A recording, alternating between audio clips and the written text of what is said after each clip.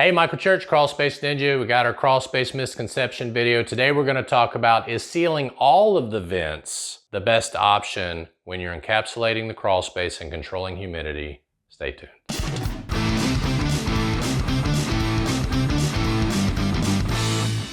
you're new to Crawl Space Ninja, we talk about crawl space encapsulation, waterproofing, and even yard drainage and curtain drains and things like that. We hope you'll subscribe to our channel, ring that notifications bell, follow us on Facebook. Okay, so for those of you that don't know, and if you're new to the channel, you may not know because a lot of contractors don't know this, is that encapsulating the crawl space, and what we mean by encapsulation is properly installing a vapor barrier on the ground, up the walls, overlapping taping, mechanically attaching, and even insulating the walls in most cases, then installing a dehumidifier and sealing the vents, okay? That is what we as Crawl Space Ninja deem as an encapsulation, okay?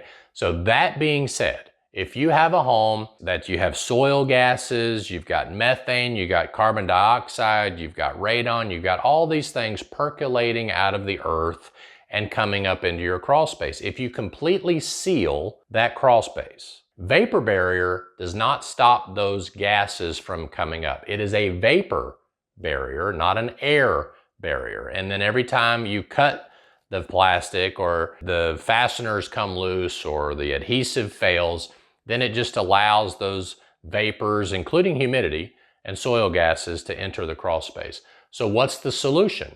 According to the EPA, now in certain parts of the country, they don't recognize this as far as code, and then some parts of the country, this is code, where according to the EPA, you should move 1 CFM of air for every 50 square feet of crawl space out of the crawl space.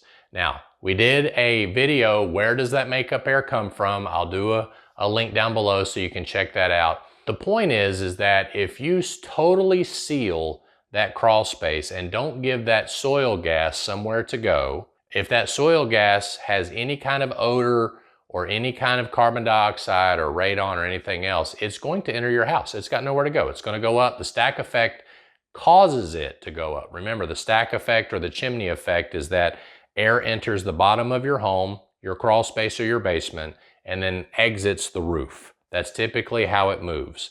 A storm, if you got a heavy wind blowing, it may affect it a little bit, but for the most part, during all seasons, the air goes in the bottom and moves up and out. So you don't want that air that is potentially harmful to you and your family to be coming up into your living space. So 1 CFM of air for every 50 square feet. Now, if you've got a radon problem, totally different situation. You should install what's called a sub-membrane radon mitigation system. And I've done some radon videos if you want to look at those as well, talking about the health effects of radon. It's the #1 cause of lung cancer among non-smokers. And not every part of the country is affected by radon, but many parts are. So you want to make sure you're properly ventilating that crawl space. So what we do is we take a Lamanco PCV1 fan. It's about a 110 CFM fan.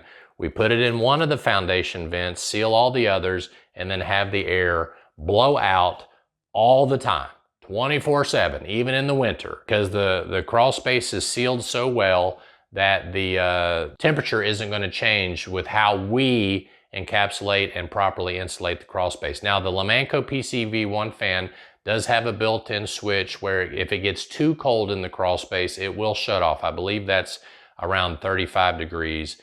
But none of our crawl spaces that we've encapsulated typically get below 60 degrees because most of the time you have your HVAC ducts that are also pumping heat in there while it's encapsulated. So make sure when you hire someone to encapsulate your crawl space, they don't just seal all the vents and stick in a dehumidifier, that they seal all the vents but one, have that ventilation happening, and that way you can address those soil gases while also controlling humidity. I'm Michael Church, Crawl Space Ninja. We hope you make it a happy and blessed day, and we'll see you later.